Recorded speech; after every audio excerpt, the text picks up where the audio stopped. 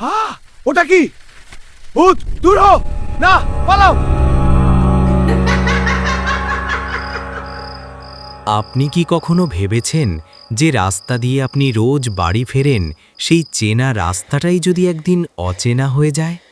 সুমন সেদিন বুঝতে পারেনি অমাবস্যার রাতে গ্রামের ওই পুরনো বাঁশঝাড়ের রাস্তাটা আসলে রাস্তা নয়, ওটা ছিল অন্য এক জগতের রাস্তা। আসসালামু আলাইকুম শ্রোতা বন্ধুরা, কেমন আছেন? আমি বরাবরের মতোই আলহামদুলিল্লাহ অনেক ভালো আছি। চাঁদের মরা আলোয় সুমন সেদিন স্পষ্ট দেখেছিল রাস্তার মাঝখানে দাঁড়িয়ে থাকা ওই অবয়বটার পা মাটির সাথে লেগে নেই। মাটি থেকে অন্তত 1 হাত ওপরে শূন্যে ভাসছে ওই দুটি পা। হাড় হিম করা ঠান্ডা বাতাস যেন সুমনের মেরুদণ্ড বেয়ে নেমে গেল।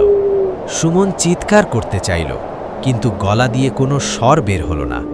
শুধু নাকে এলো এক পচা মাংসের উৎকট গন্ধ, আর মনে হলো এই নির্জন রাস্তায় আজ সে আর একা নয়, তার সঙ্গে আছে অন্য কেউ বা অন্য কিছু, যার অপেক্ষায় এই বাঁশঝাড় যুগের পর যুগ ধরে দাঁড়িয়ে আছে।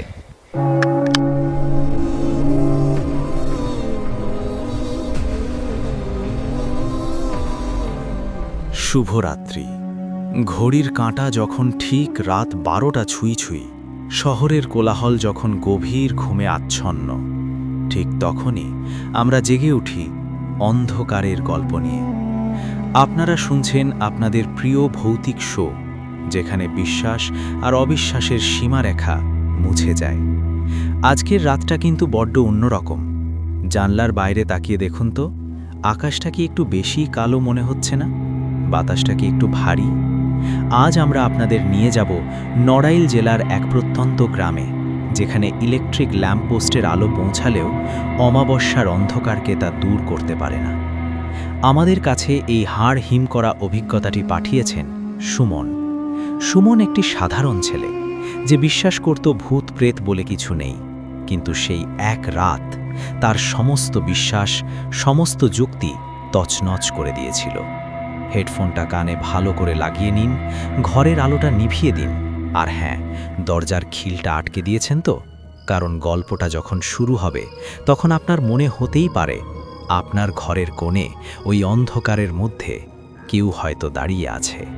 চলুন সাহসে ভর করে ঢুকে পড়া যাক সুমনের জীবনের সেই অভিশপ্ত রাতে। অগ্রহায়ণ মাসের হাড় কাঁপানো শীত।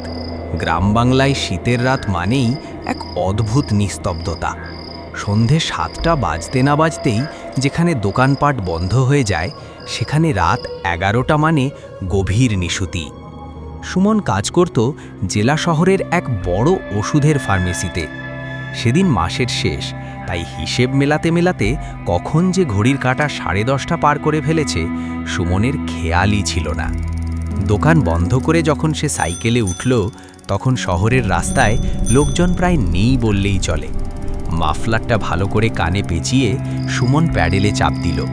শহর থেকে তার গ্রাম প্রায় 7 কিলোমিটার দূরে। প্রথম 4 কিলোমিটার পিচ ঢালা রাস্তা, কিন্তু তারপরই শুরু হয় গ্রামের কাঁচা মাটির পথ।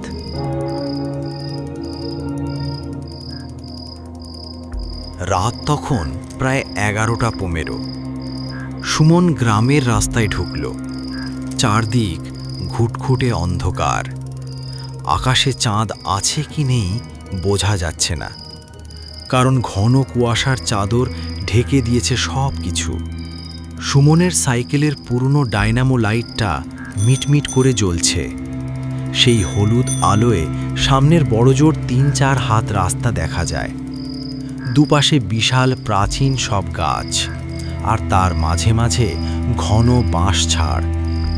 বাঁশ পাতাগুলো বাতাসের ধাক্কায় একে অপরের সাথে ঘষা লেগে এক অদ্ভুত সাঁই সাঁই শব্দ তুলছে, যেন কেউ ফিসফিস করে কিছু বলছে বা সাবধান করছে। সুমনের মনে পড়ল ছোটবেলায় দাদির বলা সেই কথা, ওরে সুমন, কার্তিক অগ্রহায়ণ মাসে 3 রাস্তার মোড় আর বাঁশঝাড়ের নিচ দিয়ে সাবধানে যাবি, ওসব জায়গায় ওরা থাকে। তখন সুমন হাসত। কিন্তু আজ এই নির্জন রাস্তায় একা সাইকেল চালাতে চালাতে সেই কথাগুলোই যেন বারবার মনে পড়ে যাচ্ছে। শরীরে শীতের পোশাক থাকা সত্ত্বেও এক অজানা ঠান্ডা স্রোত তার শির দ্বারা বেয়ে নামতে শুরু করলো। গ্রামের এই রাস্তাটা সুমন চেনে হাতের তালুর মতো, কিন্তু আজ রাস্তাটাকে কেমন যেন অচেনা লাগছে। হঠাৎ সুমন খেয়াল করল এক অদ্ভুত ব্যাপার। এতক্ষণ ধরে ঝিঝি পোকার যে একটানা ডাক শোনা যাচ্ছিল তা হঠাৎ করেই বন্ধ হয়ে গেল। দূরের কোনো এক গ্রাম থেকে ভেসে আসা কুকুরের কান্নার আওয়াজটাও আর নেই। যেন কেউ কোনো এক অদৃশ্য রিমোট কন্ট্রোলে পৃথিবীর সমস্ত শব্দ মিউট করে দিয়েছে। রয়ে গেল শুধু সুমনের সাইকেলের চেনের ওই ক্যাচ ক্যাচ আওয়াজ আর তার নিজের ভারী নিঃশ্বাসের শব্দ। পরিবেশটা কেমন যেন গুমোট হয়ে উঠল। বাতাসের সেই ফুরফুরে ভাবটা আর নেই। বাতাসটা যেন ভারী হয়ে চেপে বসছে বুকের ওপর। ঠিক তখনই শব্দটা প্রথম কানে এলো।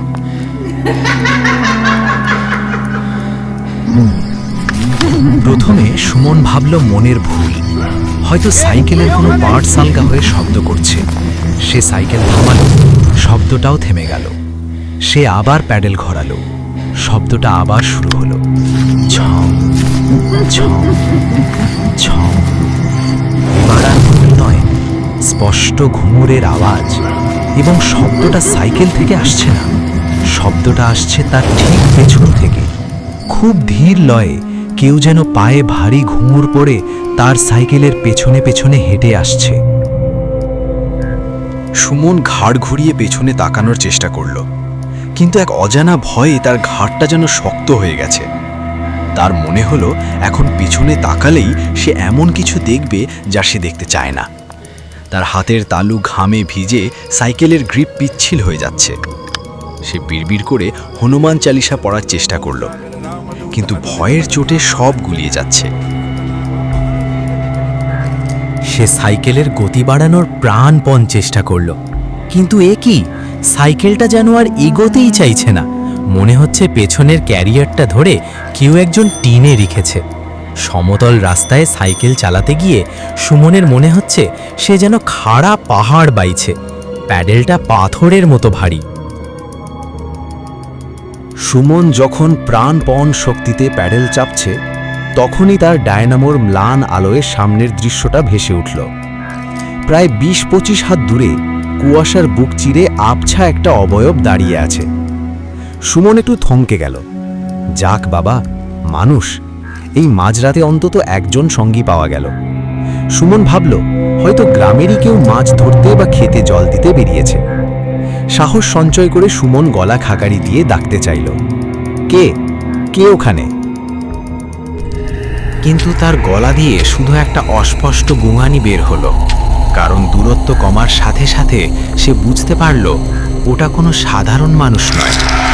মূর্তিটা রাস্তার ঠিক মাঝখানে দাঁড়িয়ে, পরনে ধবধবে সাদা থান কাপড়ের মতো কিছু একটা জড়ানো। লম্বা রুক্ষ চুলগুলো মুখের ওপর এসে পড়েছে।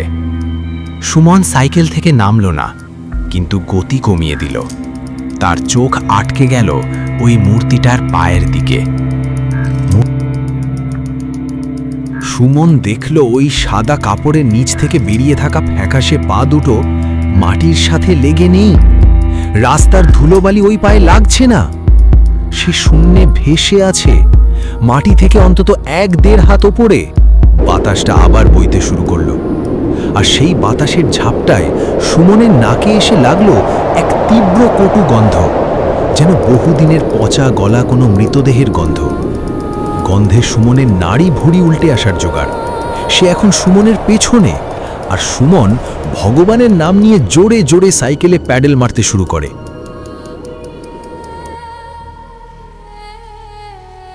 হঠাৎ ওই ভাসমান অবয়বটা ধীরে ধীরে সুমনের দিকে ঘুরল।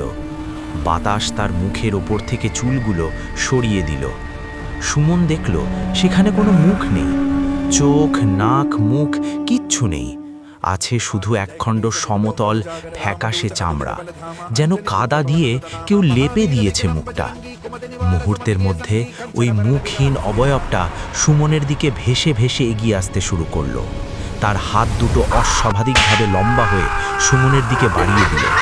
মনে হলো এখনই তাকে টেনে নিয়ে যাবে কোনো এক অতল গহ্বরে। সুমনের মস্তিষ্কের সব শিরা যেন ছিঁড়ে যাওয়ার উপর। ভগবান বাঁচাও, বাঁচাও বলে সুমন একটা বিকট চিৎকার দিল। সেই চিৎকারে যেন সম্মোহনটা মুহূর্তের জন্য কেটে গেল। সুমন সাইকেল ঘোরানোর চেষ্টা করল না। সে সাইকেল সমেত নিজেকে ছিটকে ফেলল উল্টো দিকে। তারপর উন্মাদের মতো প্যাডেল করতে শুরু করল যেই পথে সে এসেছিল সেই পথের দিকে। তার মনে হলো ওই পচা গন্ধটা তার পিছু ছাড়ছে না। কানের ঠিক কাছেই কেউ যেন ফিসফিস করে বলছে, আজ তোকে যেতে দেব না, আমার সাথে চল, আমার সাথে চল। রাস্তাটা যেন শেষই হতে চায় না। বাঁশঝাড়গুলো যেন জীবন্ত হয়ে হাত বাড়িয়ে তাকে জাপটে ধরতে চাইছে। সুমনের পা অবশ হয়ে আসছিল। বুকের ভেতর হৃৎপিণ্ডটা যেন হাতুড়ি পেটাচ্ছে। কিন্তু বাঁচার তাগিদ তাকে থামতে দিল না। সে জানে থামলেই মৃত্যু। প্রায় 20 মিনিট এক নাগাড়ে সাইকেল চালানোর পর সে গ্রামের বাজারের স্ট্রিট লাইটের আলো দেখতে পেল। আলো দেখেই তার শরীরে যেন শেষ শক্তিটুকু ফিরে এলো। বাজারের নাইট গার্ডের অফিসের সামনে গিয়ে সে সাইকেল থেকে ছিটকে পড়ল। কি হল সুমন, অমন করছিস কেন? পা নেই, হচ্ছে মুখ নেই। সুমন চুপ কর, আমি তোকে বাড়ি নিয়ে যাচ্ছি। সেদিন রাতে সুমনকে ধরাধরি করে বাড়ি পৌঁছে দেওয়া হয়েছিল। টানা 3 দিন সে প্রবল জ্বরে বেহুশ ছিল। জ্বরের ঘরে সে বারবার ওই একই কথা বলে প্রলাপ বকত। গ্রামের মুরব্বীরা পরে বলেছিল ওই বাঁশঝাড়ের রাস্তায় বহু বছর আগে এক অতৃপ্ত আত্মা আশ্রয় নিয়েছিল। অমাবস্যা রাতে নাকি ওটা আজও একাকী পথিকদের পথ ভুলিয়ে দেয় তাদের সঙ্গী বানানোর জন্য। সুমনের জ্বর সেরেছে ঠিকই, কিন্তু সেই রাতের আতঙ্ক তার মন থেকে আজও কাটেনি। সে আর কোনোদিন ওই রাস্তায় পা বাড়ায়নি, এমনকি দিনের বেলাতেও না। এখন সে অনেকটা পথ ঘুরে অন্য রাস্তা দিয়ে বাড়ি ফেরে। বন্ধুরা, বিজ্ঞান হয়তো অনেক কিছুর ব্যাখ্যা দেয়, কিন্তু এই পৃথিবীতে এমন অনেক ঘটনা ঘটে যা আমাদের যুক্তির বাইরে।